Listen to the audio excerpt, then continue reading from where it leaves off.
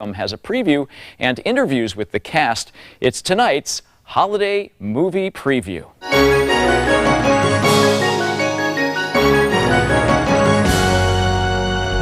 She's different. In what way?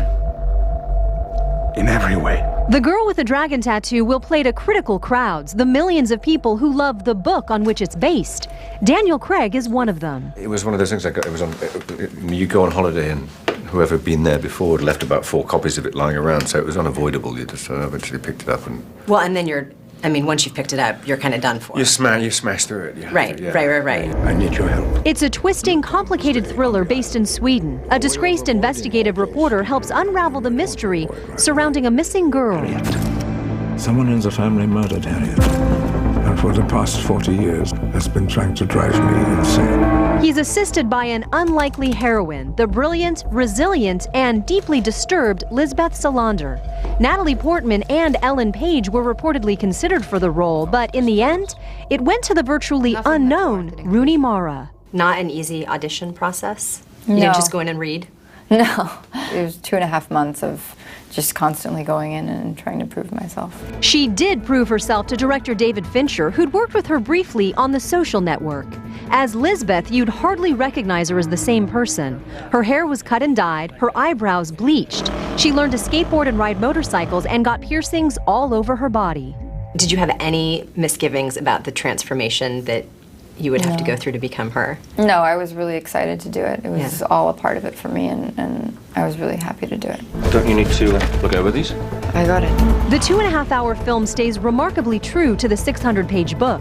It was shot in frigid Sweden for authenticity, and the cast mastered the native accent. Those are from her. Screen legend Christopher Plummer figured out the secret. From her killer. You just have to do a tiny little bit of certain rules that Swedes can't say. For instance, when they're speaking English, they can't say children. They can't hit the hard CH, so they say children. Children. Children. Children. Children. Eve knows everything about my crazy family. That's why she'll never marry me. Language wasn't a problem for Stellan Skarsgard, who grew up in one of the cities featured in the story. He plays Martin Wenger, the brother of the missing girl. Everything changed after that. The characters are so well defined. Is that a help or a hindrance when you're playing a character? Did you have room to maneuver? It's an interesting question. I never thought about it, but they are well defined. But it's still the framework, and you can put whatever colors you want within that. And because of Martin Wenger's sort of psychological problem, I had an enormous freedom. What are you doing? Reading your notes? They're encrypted. Please. The movie was a change of pace for Craig, who's long been defined by his role as James Bond. In Girl with the Dragon Tattoo, the girl is the strong arm. He's more of an everyman. Is it true that you felt out of shape for this movie? I did my best. You've got to be real. You've got to, if someone shoots at him, he runs away.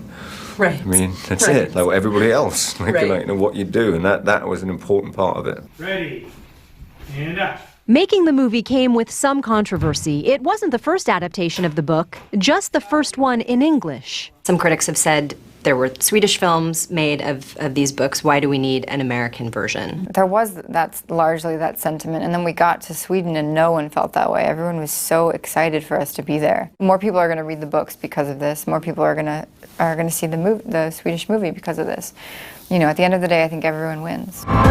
In many ways, this version is more like the book than the Swedish film. A gut-wrenching, complex, and smart psychological thriller with performances that will rattle around an audience's heads long after the movie ends. It's got a real punch to it, and it'll stay with you.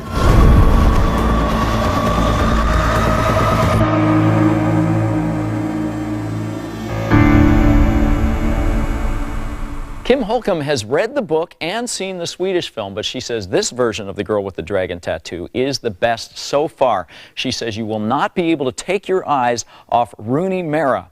Or it could be Mara, could be Mara. I'm not sure which, but she did just get nominated for a Golden Globe, so I'm going to have to figure that out sometime soon. The Girl with the Dragon Tattoo is rated R, and it opens tonight, so you better get in line.